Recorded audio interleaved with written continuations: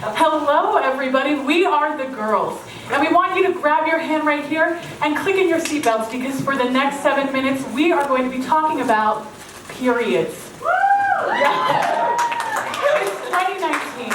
We have smartphones, artificial intelligence, and other cutting-edge technology. But periods are still essentially the same experience for women as they were hundreds of years ago. They suck. But why?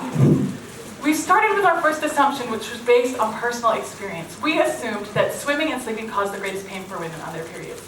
To test this assumption, we conducted 20 empathy interviews. We asked about worst experience and greatest pain.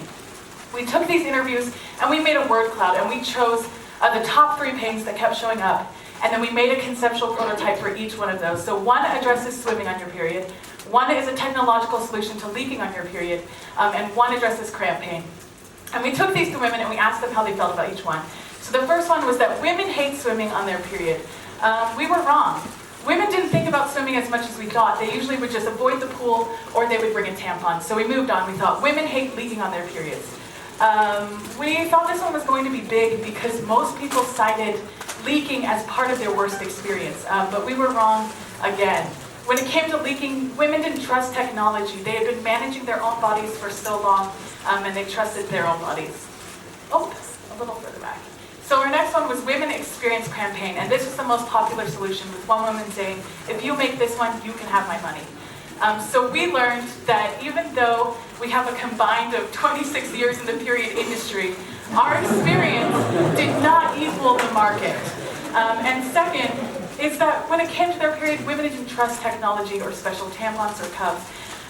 They trusted their own bodies and had been managing them for a while. Based on what we learned, we knew that cramps were debilitating, so we decided to focus on cramp pain. This is a huge market. Over 100 million women in the U.S. experience moderate to severe cramps. And up here, we just have various experiences from women about their periods from surveys we've done. And one that sticks out is Lauren, who says, yes, there are times when I am in crippling pain. There are days when I cannot move and end up being curled up in a ball with a heating pad. We created a survey to find out, was this a deep pain for women? Were they willing to pay to alleviate this pain? And what were the existing solutions? From our response of 139, we learned that the average willingness to pay was 59.47, that this was a deep pain, both physically and emotionally, and that women were currently using heat medication to alleviate this pain.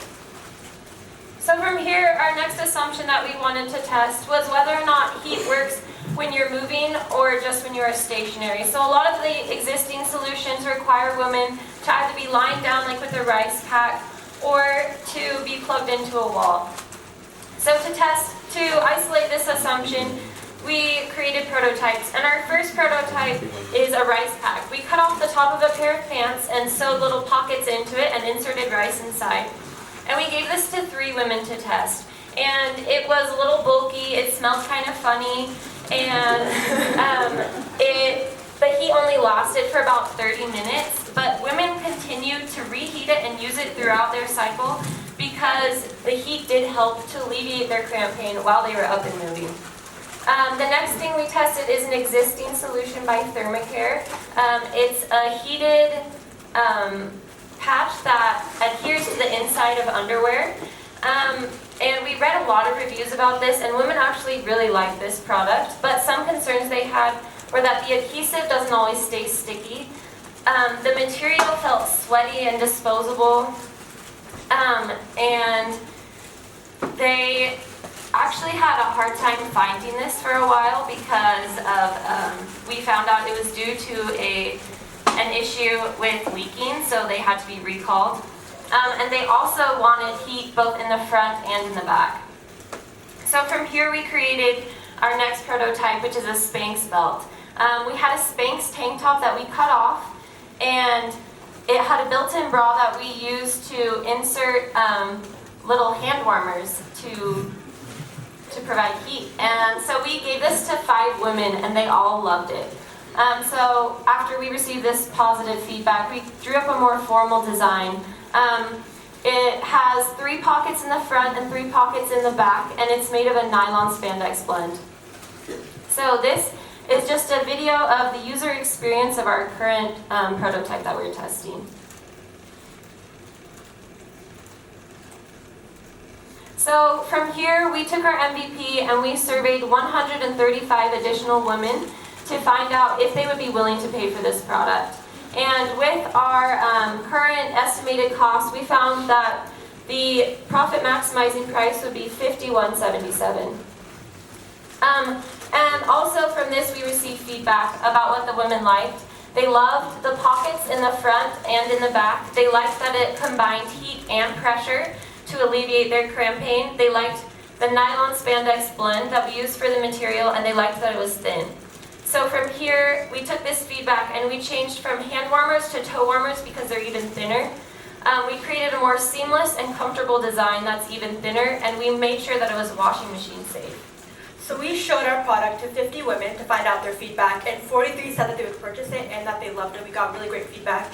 And we also had an additional 15 women try out the belt throughout their period cycle, and all 15 said that it actually did help to alleviate their pain, and 14 said that they would purchase it. And this process took us about 2 months and cost us $60. So here we have the problem, which was that women suffered from painful and debilitating cramps, and they were already using heat, but it was non-portable, it was bulky, it was inconvenient. So we gave them a pressure heat combo. It's super portable, it's super thin. Our variable costs are looking at $3.49. We have a profit maximizing price that we calculated of $51.77, and we're considering a subscription revenue model based on feedback we've received. These are some comments from women we've showed the product to. In addition, on each of our phones, we have lists of women who are waiting to try the products, and women often come up to us and say, "You're the period girls, I want to try."